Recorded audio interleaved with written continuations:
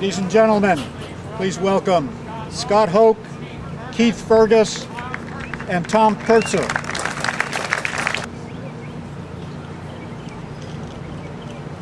The golf course played about as defenseless as it could. You know, I feel good about what I'm doing, and you know, if I can just, you know, get the putter to work a little bit, then I'll have some fun.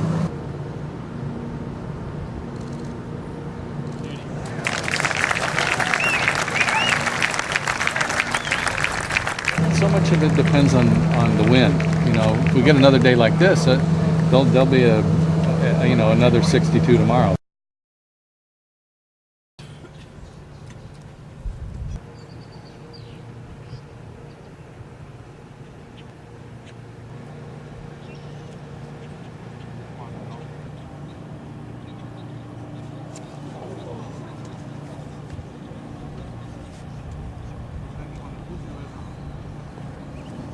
Make a mistake at 17, make 3 putts from 15 feet, but it's okay. My swing is fantastic, my concentration is good, and I hit the ball very solid, very good. I'm very happy with my game.